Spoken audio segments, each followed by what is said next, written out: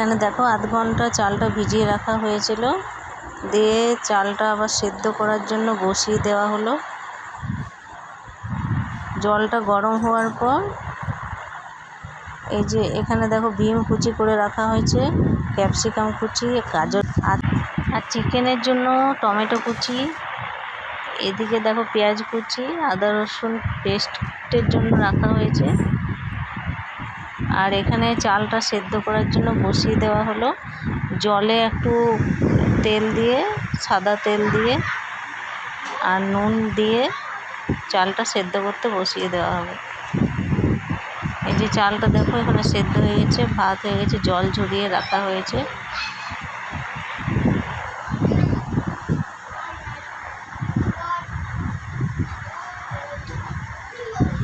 এরপর একটু ঠান্ডা জল দিয়ে দিতে হবে, যাতে ভাতটা একটু ঝরঝরে হয়, ওই জন্য ঠান্ডা জল দিতে হবে।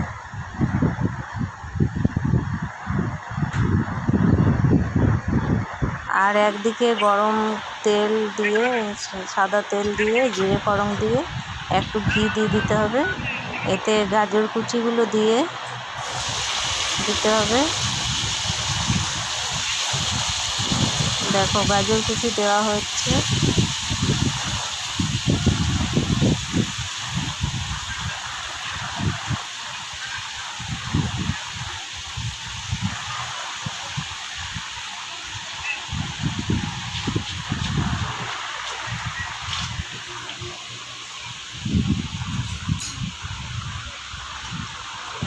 নেড়ে নিতে হবে, একটু একটু নাড়তে হবে।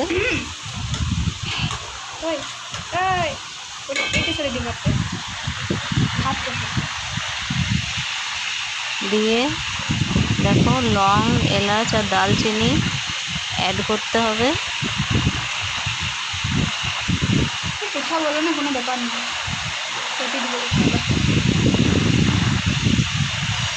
আর তেজপাতা দিতে হবে।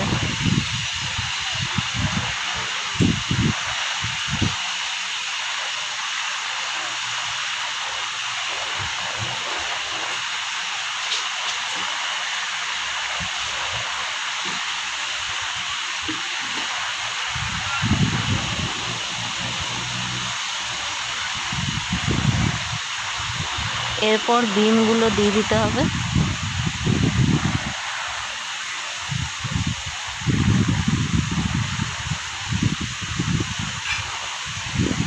দিয়ে নাড়তে হবে, নেড়ে নিতে হবে একটু, বেশ লাল হয়ে আসবে।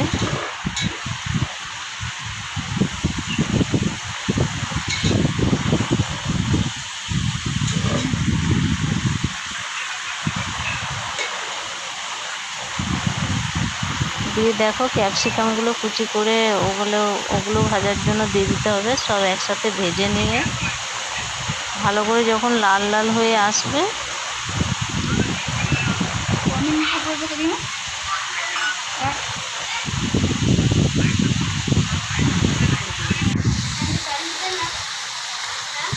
তারপরে নুন দিয়ে স্বাদ মতো নুন দিতে হবে।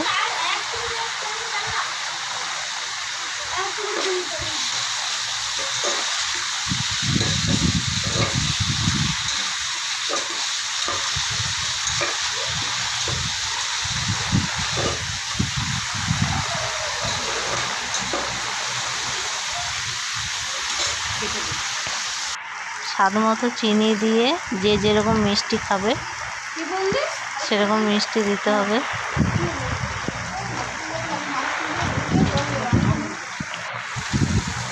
নিয়ে নাড়তে হবে।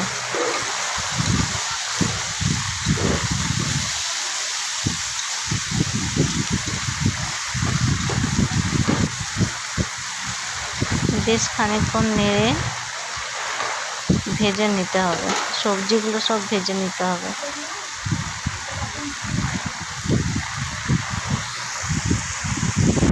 তারপর দেখো চালটা যে ঝরিয়ে রেখেছিলাম সেই ভাতটা আবার অ্যাড করতে হবে তার সঙ্গে।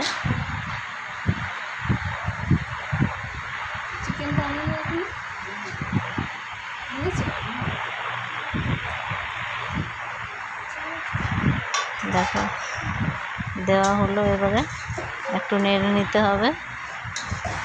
हाँ समझ लो। এর ওপর গরম গরম এই যে নেড়ে নিয়ে পুরো চালটা দিয়ে ভাতটা দিয়ে নাড়তে হবে, দিয়ে একটু ঘি দিয়ে ওর ওপর ঘি ছড়িয়ে দিতে হবে। আর তোমরা যদি গোলমরিচের গুঁড়ো দিতে পারো তাহলে খুবই ভালো লাগে, গোলমরিচ গুঁড়ো দিয়ে দিতে হবে একটু।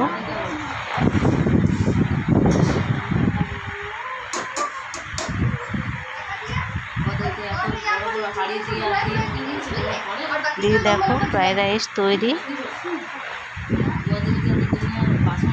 আমার রেসিপি যদি ভালো লেগে থাকে তো তোমরা লাইক শেয়ার করবে, আমার চ্যানেলটাকে সাবস্ক্রাইব করে দেবে। বন্ধ করে দেবো। তো থ্যাংক ইউ ফ্রেন্ডস, ওয়েলকাম আমার চ্যানেলটার জন্য।